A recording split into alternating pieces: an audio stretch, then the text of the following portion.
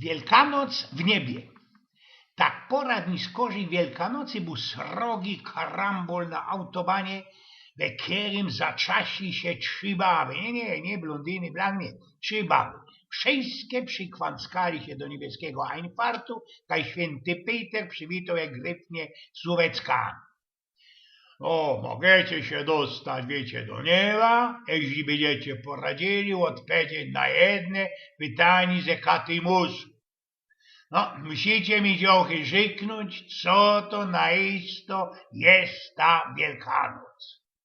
Pierwsza babeczka, najbardziej wargato, godo tak. Wielkanoc, święty Pejcze, to ci jest takie święto, kiedy nawiedzamy groby naszych przyjacieli i familiantów. Łezderkusie, dziocha, źle, blank źle, odrzeknął święty Peter. Nie wleziesz ty do nieba, że nie wleziesz. A miesiąc do święty Pejcze, napoczynał ta druga baba, co Wielkanoc, to jest ci takie święto, kiedy się garniruje hojny, śpiewa się kolędy, ozdobo kieszynki. Święty Peter Jezus ci blank załamany wali palicą we niebiesko brama i koko tak zaziero ze nadzieją na ta trzecia kobieta. Ta ostatnia jakoś ich fałecznie się uśmiecha i blank zerułom rządzi tak.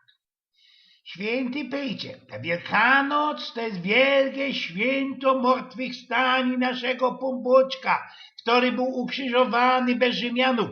Za tym, kiedy oddawali swoje życie za wszystkich ludzi, został pochowany we pobliskiej grocie, jakiej wejście przyklapnięte było jeszcze ku temu srogachnom bergu.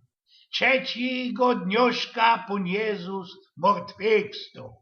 Jest derkusie, fajniście to wytuplikowa, wywrzaskuje święty Peter. Widza, co genau znoszcze nasze Pismo Święte.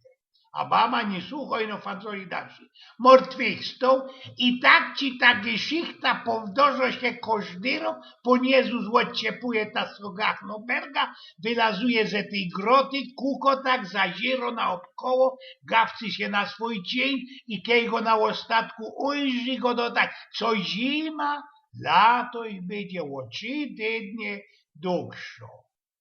Wspominał Eugen z Pnioków.